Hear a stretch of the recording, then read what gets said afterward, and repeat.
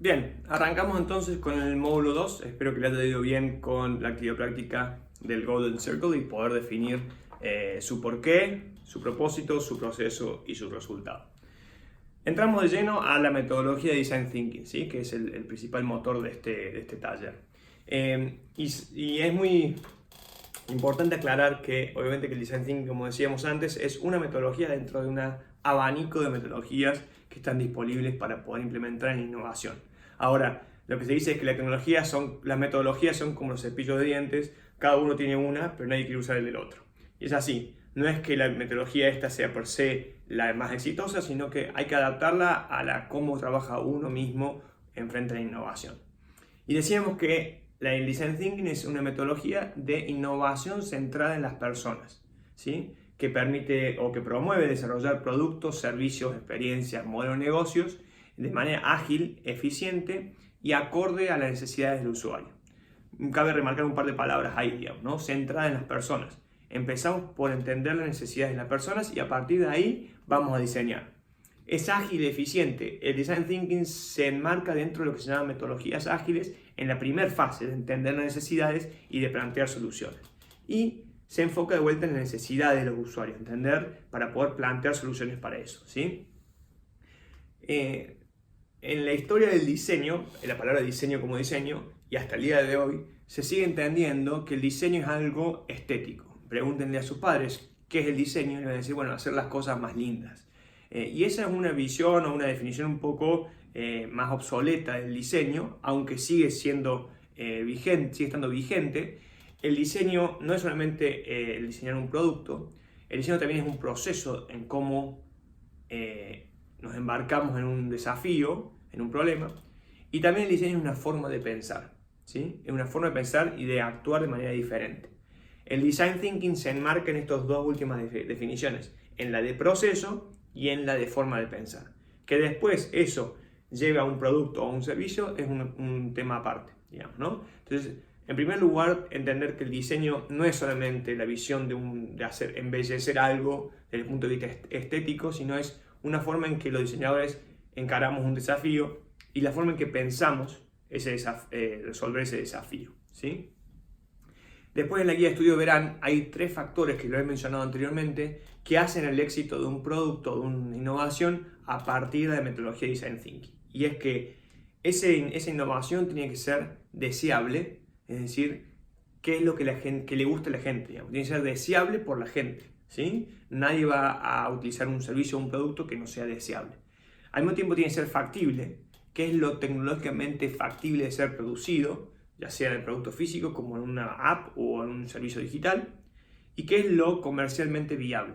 Decíamos también que una innovación, por más que sea para una ONG, tiene que tener un tipo de rédito para que eso sea sustentable en el tiempo, digamos, ¿no? Cuando esas tres variables se juegan y se conjugan, hay mayores probabilidades de que esa innovación sea exitosa, ¿sí? Y vamos a poner un ejemplo claro. Acuérdense, tenemos la viabilidad del negocio, la factibilidad de la tecnología y la deseabilidad de la persona para la cual estamos innovando.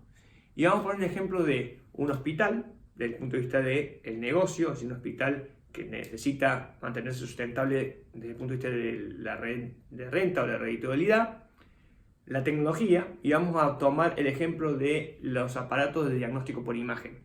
MRI se llama en inglés, son esos donde te meten y te hacen un escaneo para ver si tenés una fractura en algún hueso o algún tipo de síntoma. Entonces tenemos el hospital desde el punto de vista del negocio, tenemos la tecnología desde el punto de vista del aparato de resonancia magnética, digamos, ¿no? Que es el diagnóstico por imagen. Y tenemos el paciente, en la persona tenemos el paciente. Veamos las tres visiones. La visión del negocio o del hospital es tratar de realizar la mayor cantidad de sesiones de diagnóstico por imágenes por día para poder recuperar la inversión del aparato, del producto y mantenerlo rentable. La visión de tecnología del ingeniero cuando construyó ese aparato es que el aparato sea diseñado de la manera más precisa posible para diagnosticar con precisión cuál es el diagnóstico del paciente. Y la visión del paciente es, y quien lo haya experimentado no es una sensación muy agradable, tratar de que esa experiencia de meterse en esa jaula o en ese aparato sea lo menos invasiva posible para uno. para quien no lo ha hecho, te meten en este tubo y te dicen que tenés que quedarte quieto durante 10-15 minutos, que se hacen el escaneo, y al margen de eso hay un sonido bastante ensordecedor, donde a veces te ponen unas orejeras para taparte el sonido. Entonces, por 15 minutos tenés que estar quieto y aguantando ese sonido. Entonces, una empresa que diseñó muy eso fue la empresa de Philips, quienes diseñaron no solamente el producto para que sea más amigable a la hora de entrar en el cuarto, en la sala, sino también toda la ambientación de luces y de colores y de iluminación dentro de la sala para que sea un poco menos invasivo el hecho de hacerse un diagnóstico por imagen. Pero está muy bien, eso para adultos funciona, es decir, uno se puede quedar quieto, aguantarse el sonido y demás. Pero ¿cómo hacemos para alguien que es un niño de 5 o 6 años? Que tenemos que pedirle que se quede quieto, que tiene que aguantar el sonido. Es casi imposible. Y esa es una pregunta que se hizo a un diseñador de General Electric, una empresa americana. El diseñador se llama Doug Dietz, D-O-U-G-D-I-E-T-Z. Y lo que él veía es que cada vez que un niño entraba en la sala del diagnóstico por imágenes, estaba aterrado, tenía miedo, lloraba, porque no le gustaba el hecho de encerrarse en una máquina. Y obviamente a nadie le gusta, y un niño de 5 o 6 años no lo entiende. Y había que repetir muchas veces las sesiones porque el chico no se quedaba quieto y demás. Volvemos a la visión negocio, volvemos a la visión tecnología, ¿no? Entonces, lo que hizo este diseñador fue juntar un equipo de expertos, staff de hospital, niños, staff de museo, diseñadores, para repensar el significado de ese producto. Y lo que hizo fue increíble, lo que hizo fue plotear toda la sala y la máquina con plástico, plotear con imágenes de una aventura.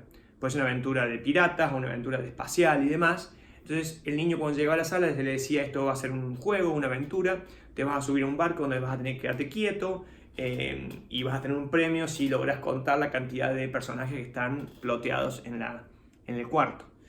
Entonces cambió de vuelta el significado del producto. A través del diseño ya no es un lugar donde yo voy a hacer un diagnóstico, dentro predispuesto con un temor a que pueda tener algo malo, sino que entra una aventura para el niño. Y entonces el resultado de esto fue que los pacientes, los padres y los doctores estaban más felices porque era una aventura.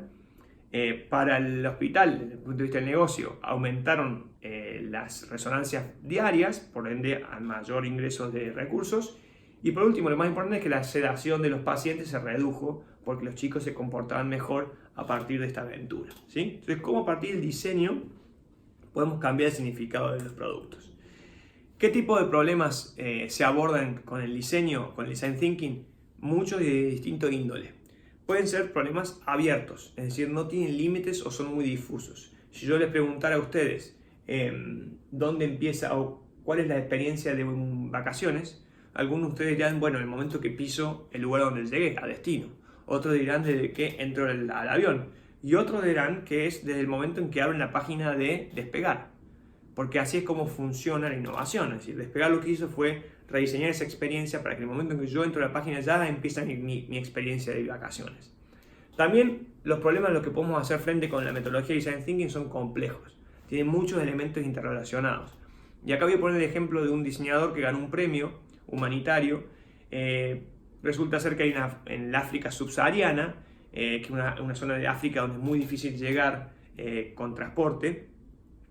Había un alto índice de muerte de niños de 0 a 3 años por deshidratación, factor creo que era del cólera. Y lamentablemente los medicamentos no llegaban porque no había forma de hacerlos llegar por transporte, por camioneta o lo que sea. Lo que hizo este diseñador, increíblemente, a esas aldeas sí llega Coca-Cola a partir de bicicletas y los cajones de Coca-Cola que llevar en bicicleta. Lo que hizo este diseñador fue diseñar un packaging que se inserta en los lugares muertos, en los espacios muertos del cajón de Coca-Cola, entre las botellas, y ese packaging va clavado ahí, no ocupa espacio, y adentro tiene todos los medicamentos para curar a los pacientes. Entonces, hay muchos elementos, es muy complejo y hay muchos elementos interrelacionados para valerse de la cadena de distribución de Coca-Cola, para hacer llegar los medicamentos a la aldea. Finalmente, en tercer lugar, son dinámicos. Los problemas cambian todo el tiempo y la digitalización es una evidencia de eso. ¿A quién no le parece absurdo que vas a un colegio y los niños de 7 o 8 años manejan mejor la computadora que a veces que los profesores? Porque son de otra generación y no hay por qué culparlos. Pero ¿cómo podemos mejorar ese balance en cuanto a la digitalización de los docentes. Y en última instancia, los problemas de Design Thinking están encadenados. Uno forma parte del otro. No diseñamos una solución aislados en un cuarto nosotros solos, sino que tenemos que trabajar con gente de otras disciplinas, de ingeniería, de marketing, de negocios, y juntos co-crear la solución. Si vamos a dar una cita de Steve Jobs, quien lo conocen, es el creador de Apple, que era una persona bastante visionaria. Él decía que era muy difícil diseñar utilizando focus groups. Focus groups es una metodología donde sientan a 4 o 5 personas en una mesa, en un cuarto vidriado, lo filman y le hacen preguntas para ver si le gusta este producto o no. Y él decía, eso es muy difícil de hacer, innovar pensando con esa metodología, porque la persona no sabe lo que necesita hasta que uno se lo muestra. Nadie creía en un teléfono, smartphone, pantalla táctil hasta que uno se lo muestra, digamos, ¿no? Y cuando pensamos eso, no es solamente diseñar el producto, sino diseñar el ecosistema de experiencias que ese producto brinda. Cuando uno compra un producto Apple, no solamente es el producto, sino que entrar a la tienda de Apple, el Apple Store, es increíble. Entrar a la página web es increíble. El packaging en el que llega el producto parece como que si fuera diseñado para no tirarse, sino para guardarlo. Y todo lo que pasa alrededor del producto tiene que estar pensado como una innovación, ¿sí? Después en la guía de estudio van a ver otro contenido más, por ejemplo los principios o las mentalidades que tenemos que adoptar a la hora de implementar Design Thinking. Eso es decir, hay que ser colaborativo, hay que ser optimista, hay que experimentar todo el tiempo, hay que aprender haciendo, hay que tener una mentalidad un poco ingenua sobre el desafío para poder plantear soluciones desde mi experiencia. Y hay un proceso como lo mencionamos anteriormente, tiene fases. La primera fase se llama la fase 0, es planificar, después entender, idear y testear, que son los siguientes 3 módulos que vamos a abordar. Esa metodología o ese proceso suele ser bastante caótico al principio porque tenemos mucha información y hay que darle sentido, pero se va volviendo más lineal mientras vamos avanzando hacia el final de la metodología. Les voy a dejar un ejemplo también de IDEO. IDEO es la mejor consultora de Design Thinking del mundo, donde tiene el desafío de rediseñar el carrito de shopping. Y es increíble cómo van a hacer investigación y co-crean y idean soluciones nuevas de cómo podría ser diseñado ese carrito de compras, ¿sí? Bien, ahí cerramos el módulo 2 de Design Thinking. Hay una actividad práctica que ahora la voy a resumir. Básicamente, dentro de la fase 0, que es planificar, lo que van a tener que hacer ahora es definir o formular su desafío de diseño, su desafío de innovación. Es decir, usted tiene una idea, ¿cómo podríamos formularlo?